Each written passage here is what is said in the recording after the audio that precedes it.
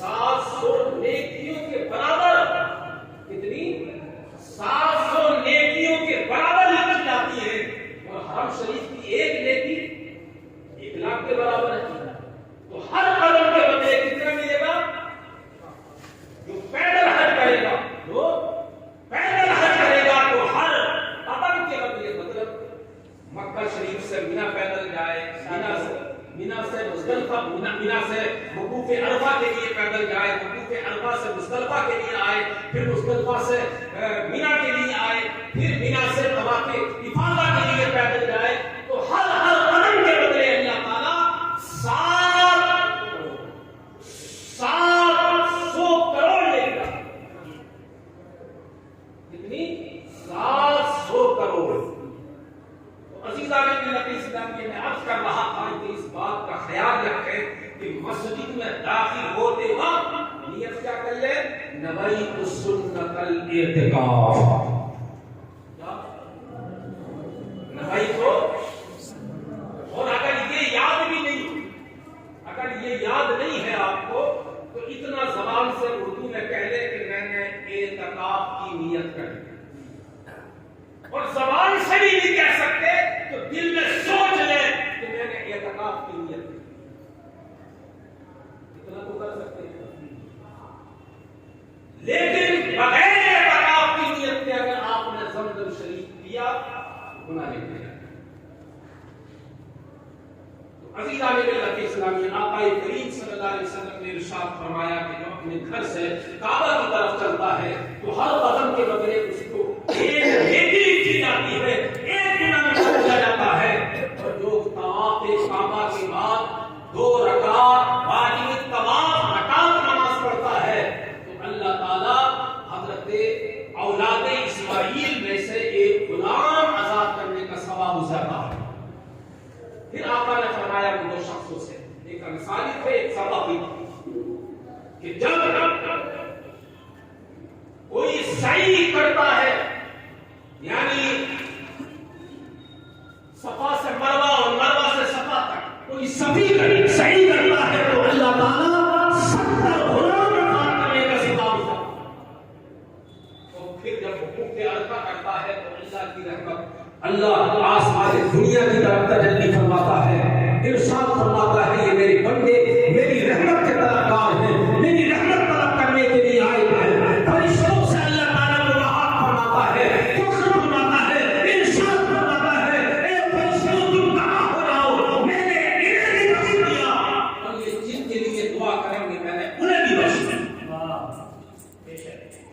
تو حاجی کی بھی مغفرت ہو جاتی ہے، اور حاجی جس کے لیے مغفرت کی دعا کرے اس کی بھی مغفرت ہو جاتی ہے. اس کے بعد آقا کریم صلی اللہ علیہ وسلم نے ان کو شکر سے فرمایا کہ اس کے بعد جب کوئی رمی جوار کرتا ہے، کنکری مارتا ہے، ان شیطانوں کا کنکری مارتا ہے، تو اللہ کے رسول علیہ السلام فرماتے ہیں کہ ہر کنکری کے بدلے ایک ایسا بڑا گناہ جو اسے ہلاک کرنے والا ہوتا ہے اس کے نامہ اعمال سے مٹا دیا ہے. اور اس کے بعد جب قربانی کرتا ہے تو آپ ارشاد فرماتے ہیں کہ اس قربانی کے ثواب کا ذخیرہ اللہ تعالیٰ اپنے پاس رکھ لیتا ہے. اس کے بعد جب حلق کراتا ہے، بال اڑاتا ہے، تو اللہ تعالیٰ ہر بال کے بدلے اسے ایک نیکی عطا فرماتا ہے اور ایک درجہ اس کا بلند فرما دیتا ہے.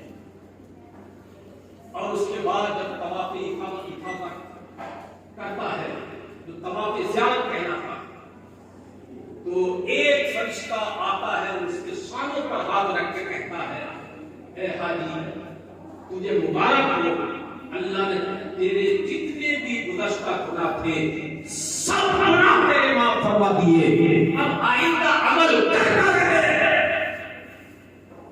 گزشتہ سارے گناہ اس کے معاف. حاجی ایسا ہو جاتا ہے طواف کرنے کے بعد، حج کرنے کے بعد طواف آخری رکن ہے، ایسے ہو جاتا ہے جیسے کہ ابھی اپنی ماں کے پیٹ سے پیدا ہوا. یہی وجہ ہے کہ حدیث شریف میں آیا ہے کہ ایک آدمی 400 لوگوں کی شفاعت کرائے. کتنے؟ 400 لوگوں کی شفاعت کرائے گا ایک حج، لیکن شرط یہ ہے کہ حج مقبول، حج مبرور ہو، وہ حج اللہ کی بارگاہ میں مقبول ہو گیا ہو۔ علماء نے لکھا ہے کہ حج مقبول اور حج مبرور کی مثال یہ ہے کہ حج کرنے کے بعد آدمی پہلے سے زیادہ متقی اور پرہیزگار ہو گیا۔ اگر پہلے سے زیادہ متقی ہو گیا، پرہیزگار ہو گیا، نیک ہو گیا، تو سمجھ لو کہ اس کا حج اللہ کی بارگاہ میں مقبول ہو گیا ہے۔ اگر حج کرنے کے بعد دعوت بولنے لگا، خلا بازی کرنے لگا، فریب کرنے لگا، دھوکہ دینے لگا اور دوسروں پر ظلم کرنے لگا، ایذا دینے لگا، تو سمجھ لو کہ وہ حج اللہ نے اس کی اللہ کی بارگاہ میں وہ حج اس کا مردود ہو گیا۔ اس لیے یہ تہیہ کر لے کہ حج کے بعد کوئی گناہ قصداً نہیں کرے گا۔ اور اللہ نے توفیق دی ہے تو حدیث شریف میں آیا ہے کہ ہر 5 سال کے بعد آدمی کتنے؟ ہر 5 سال کے بعد، لیکن پوری زندگی میں ایک ہی مرتبہ کرنا فرض ہے۔ عزیزان ملت اسلامیہ، لوگ یہ سمجھتے ہیں سارے تکبیر، نعرہ رسالت، حضرت علامہ مفتی مجاہد حسین صاحب کی زندہ باد۔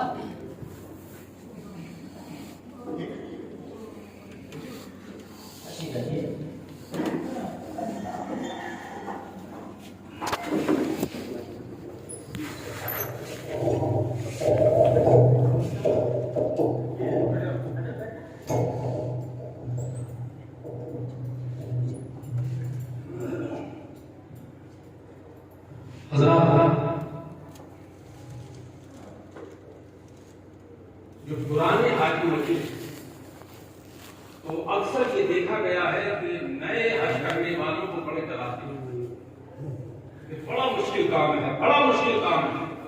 حج کوئی مشکل کام نہیں ہے۔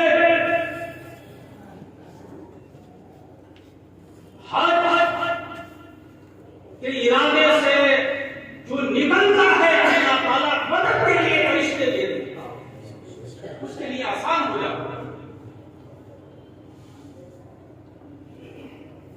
آپ تفصیلی طور پر جیسے میں نے بتایا پورے ہندوستان بلکہ ہندوستان کا ایک عالمی شخصیت آپ کے سامنے موجود ہے، مجاہد دورہ حضرت علامہ مفتی مجاہد حسین صاحب قبلہ دعوت برکاتہ العالیہ والقدس، جنہوں نے حافظ ملت علیہ رحمت و رضوان سے بالمشابہہ علم کا سمندر ہے، تو ایک جملے میں جو عالم نہیں عالم کر ہے ہزاروں لاکھوں کی تعداد میں جنہوں نے علماء اور مفتی تیار کیا، وہ آپ کے سامنے گریں گا۔ تو حج کوئی مشکل کام، لیکن ایک گزارش آپ حضرات سے یہ ہے کہ جب آپ مکہ شریف یا مدینہ سے پہنچے کوشش یہ کریں کہ ہمیں زمزم شریف کے علاوہ کوئی پانی نہیں پینا ہے، اور خاص طور سے صبح میں فجر کی نماز کے بعد ایک کھجور آپ کھا لیں اور اس کے بعد زمزم شریف پیٹ بھر کر پیئے۔ اس کا فائدہ یہ ہوگا کہ علماء فرماتے ہیں کہ اس حاجی کو جس نے اخلاص کے ساتھ یہ کام کیا 2 انبیاء سے ملاقات ہو جائے۔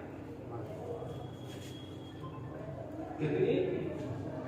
2 انبیاء سے، حضرت الیاس علیہ السلام اور حضرت خضر علیہ السلام۔ یہ تو کوئی مشکل نہیں۔ اور حج کے دوران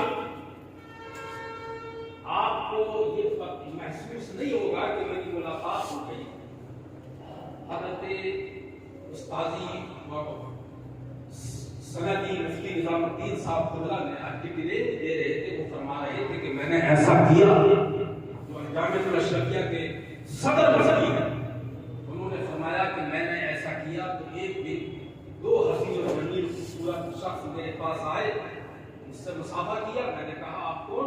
तो इसने बताया। मैं समझ गया कि ये वही दो मुबारक साहब था।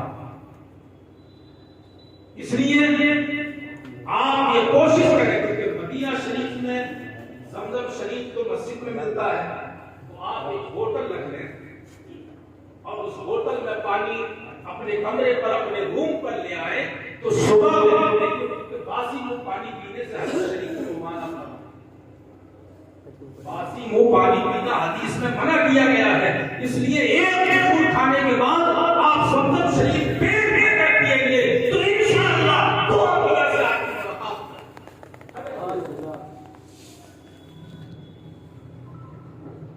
और देखिए कितना आसान उम्रा और हज है, लेकिन लोगों ने इतना मुश्किल बना दिया है। आप एयरपोर्ट पर गए और जाने के बाद दो चादरें तो आपके पास रहती ही हैं, तो सुन्नत ये है कि पहले गुस्ल करें, गुस्ल करने के बाद खूब जो बदन पर मैल है उस पर छुटाए, गुस्ल करने के बाद खुशबू लगाए, जो चादरें हैं उन पर भी खुशबू लगाए, और उसके बाद दोनों चादरें पहन लें। चादर पहनने का तरीका हजरत बताएंगे, बहुत आसान तरीका है, हर कोई शख्स पहन सकता है। लेकिन अभी आप उम्रे की नियत ना करें। हज तीन तरह का होता है, एक हज क़िरान, एक हज तमत्तु, एक हज इफराद। लेकिन हिंदुस्तान के लोग ज्यादातर हज तमत्तु करते हैं। हज क़िरान का मतलब होता है कि हज और उम्रा दोनों का एक साथ एहराम है। वो हज करने तक एहराम खोलना नहीं है। हज इफराद का मतलब ये होता है कि सिर्फ हज का एहराम है, और हज तमत्तु का मतलब ये होता है कि उसने पहले उम्रे का एहराम बांधा, उसके बाद खोल दिया, फिर उसके बाद जब हज के अय्याम आए तो हज का एहराम बांधा। तो चादर पहनने के बाद 2 रकात नफल नमाज आप पढ़ लें, और पढ़ने के बाद अभी नियत ना करें, क्योंकि मिकात आपकी तकरीबन 3 घंटा फ्लाइट जब चलती है, उसके बाद ये रमज़ान पहाड़ी आती है। और इस दरमियान में आप जहाज से जाते हैं तो आपको कोल्ड ड्रिंक भी मिलती है, जूस भी मिलता है, उसमें ऊपर से कुछ खुशबू लगी रहती है, खुशबू वाली चीज जिसमें ऊपर से डाली गई हो, ऐसी चीज का पीना जायज है। इसलिए आप फ्लाइट में बैठकर दिल में या फिर सवाल से कह रहे अल्लाहुम्मा नवैतुल उम्रता फयस्सिरहा व तक़ब्बलहा मिन्नी, या इसको उर्दू में कह रहे अल्लाह मैंने उम्रे की नियत की, मेरे लिए आसान फरमा, उसे कबूल कर। और अगर इतना भी नहीं कह सकते तो दिल में सोच ले कि मैंने उम्रे की नियत कर ली। इतना सोचने के बाद फिर ज़बान से जोर से कहे लब्बैक अल्लाहुम्मा लब्बैक लब्बैक ला शरीका लक लब्बैक इन्नल हम्दा व निअमत लक वल मुल्क। समझ रहे?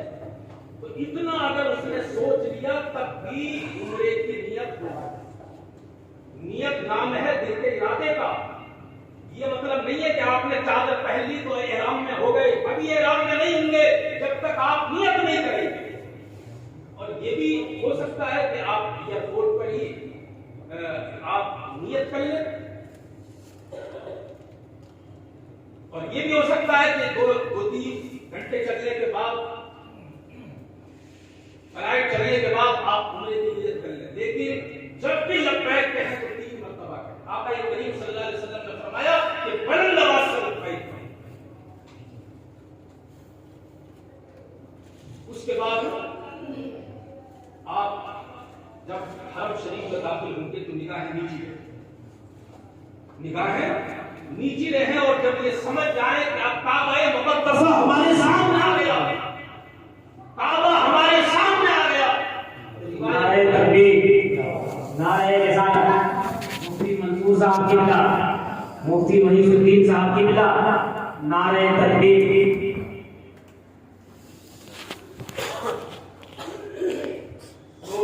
نگاہیں چھپا کر حرم شریف میں چلتے رہیں، جب یہ اندازہ ہو جائے کہ کعبہ ہمارے سامنے آ گیا تو پہلی نگاہ کعبے پر پڑتی ہے، اس میں جو دعا کی جاتی ہے اللہ کو دعا، کیونکہ وہ پہلی نگاہ کا مطلب فلک جھپکنے سے پہلے حضرت امام زین العابدین رضی اللہ تعالیٰ عنہ سے منقول ہے، آپ نے دعا کی تھی کہ اللہ میں آج کے بعد جو دعا کروں وہ قبول ہو جائے۔ تو ایسی جامع دعا امام زین العابدین نے فرمائی کہ اے مولا آج کے بعد میں جو دعا کروں وہ قبول ہو جائے۔ میں ہر پہلی نظر پڑھنے کعبہ شریف پر پڑھنے کے وقت جو دعا کی جائے اللہ اسے قبول فرما لیتا ہے۔ اس کے بعد آپ حضرت اسود کے سامنے استلام کریں گے یا چومنے کا موقع تو ملے گا نہیں۔ بعض عورتیں بھی چومنے کے لیے چلی جاتی ہیں، لیکن حرم شریف میں ایک بھی گناہ 1 لاکھ کی بات، اس لیے عورتیں حضرت اسود کو چومنے کی کوشش نہ کریں۔ جس نے استلام کر لیا حضرت اسود کی طرف ہاتھ اٹھا دیا وہ بھی چومنے کے برابر ہے، لیکن کسی حاجی کو تکلیف دے کر حضرت اسود کو چومنا یہ حرام ہے۔ کسی حاجی کو تکلیف دے کر ڈاکٹر رکھا اور وہاں ایک گناہ 1 لاکھ کے برابر۔ عزیزہ کے ملت اسلام میں 3 چکر اٹھا عقل کا چکر، اور یہ جو چادر ہے چادر کو اس طرح سے پہنتے ہیں، لیکن جب وہ طواف کرنا شروع کرے گا تو یہ چادر یہاں سے نکالے گا اور بائیں کان پر اس طرح سے کرتا ہے، اور یہ چادر اس طرح سے رہے گی 7 چکر تک۔ کتنی؟ 7 چکر تک یہ چادر ایسی ہی پڑی رہے، اور 3 چکروں میں آدمی ہلاتے ہوئے ہاتھ ہلاتے ہوئے چلے گا، اور اگر بھیڑ ہے پھر ہاتھ نہ ہلائے کیونکہ ہاتھ کو تکلیف ہوگی، پھر ہاتھ نہ ہلائے اگر بھیڑ ہے تو۔ اسلام میں بہت آسانی ہے، اور 3 چکروں کے بعد عمل یہ عقل کے چلنے کو بند کر دے گا۔ 7 چکر پورا کرنے کے بعد 2 رکعت نماز واجب القضاء مقام ابراہیم کے پیچھے یا جہاں جگہ ملے وہاں پڑھ لے گا۔ اس کے بعد زمزم شریف پیے گا، اس کے بعد صفا اور مروہ پر 7 چکر لگائے گا، پھر 2 رکعت نفل نماز پڑھے گا، اس کے بعد حلق یعنی سر مڑا دے گا، عمرے سے فارغ ہو جائے گا، اپنے کپڑے پہنے گا۔ یہ اور حج بھی یہ عمرہ ہو گیا، حج بہت آسان۔ 8 ذی الحجہ کو آپ مینا کی طرف جائیں گے، وہاں ظہر، عصر، مغرب، عشاء اور فجر پڑھیں گے۔ 9 ذی الحجہ کو آپ عرفات کے میدان میں جائیں گے، وہاں مغرب تک ٹھہریں گے، اور مغرب کے بعد مغرب کی نماز نہیں پڑھیں گے، وہاں مغرب کے بعد آپ مصطفیٰ کے لیے چلے جائیں گے، وہاں اکٹھی مغرب اور عشاء کی نماز پڑھیں گے اور فجر کی نماز پڑھیں گے مصطفیٰ میں۔ سورج نکلنے کے بعد آپ مینا کی طرف چلے جائیں گے، اور مینا میں جمرۃ العقبہ کریں گے سوال سے پہلے، پھر اس کے بعد قربانی کریں گے، اس کے بعد حلق کرائیں گے، اس کے بعد طواف افاضہ کریں گے، پھر مینا کی طرف آ جائیں گے، پھر 11 کو کنکری ماریں گے، 12 کو کنکری ماریں گے، اسی کا نام حج ہے۔ کتنا آسان ہے۔ ذہن میں یہ نہ رکھے کہ بہت مشکل ہے، ہم سے ہو ہی نہیں سکتا۔ اچھا بات جائیں یہ کہتے ہیں کہ ہم سب پڑھے لکھے ہیں ہی نہیں، ہم حج کیسا کریں گے؟ حج میں کوئی بھی ایسا عمل نہیں ہے جس میں لکھنا اور پڑھنا ہو، نہ اس میں لکھنے کی ضرورت ہے نہ پڑھنے کی ضرورت ہے۔ یہ اور بات ہے کہ دعائیں مسنون ہے،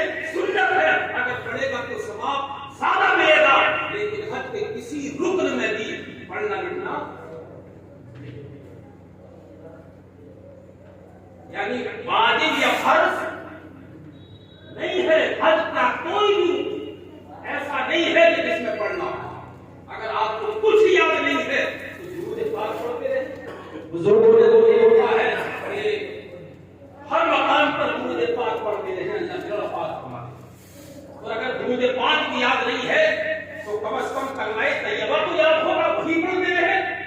اگر کسی کو کلمہ طیبہ کی یاد نہیں ہے تو یا اللہ کہتے ہیں۔ اور اگر اتنا بھی نہ کہا، اتنا بھی نہیں جانتا وہ، تو خاموش رہے تب بھی حج ہو جائے۔ کیا مفتی صاحب کو بولا؟ حج کا کوئی رکن اس میں پڑھنا نہیں ہے، لیکن دعائیں مسنون ہیں، پڑھے گا تو ثواب میں اضافہ ہوگا، حضور کی سنت پر عمل ہوگا۔ ایک سنت کو زندہ کرنا 100 شہیدوں کا ثواب اس کے نامہ اعمال میں لکھا جائے گا۔ لیکن حج کی فرضیت پر کوئی فرق نہیں پڑے گا اگر اس نے کچھ نہیں پڑھا۔ تفصیل کے ساتھ ہمارے محسن، ہمارے شیخ اور پوری عالم اسلام کی بزرگ شخصیت جن کے سینے میں مطلب سینکڑوں فنون موجود ہیں اور ہزاروں طلبہ اپنے علم کی تشنگی حضرت سے بجاتے ہیں، وہ آپ کے سامنے آئیں گے اور کیسے کیسے دین کی موتی آپ کے سامنے پیش کریں گے، آپ اندازہ نہیں کر سکتے۔ اللہ سے دعا ہے اللہ سرکار علیہ السلام سے ہم سب کو حج مبرور کی توفیق عطا فرمائے، اور اللہ آپ حجاج کے صدقے سے ہم سب کی مغفرت فرمائے، اور کہنے سننے میں جو غلطی ہو گئی ہے اللہ معاف فرمائے۔ استغفر اللہ ربی من کل ذنب واتوب الیہ، لا الہ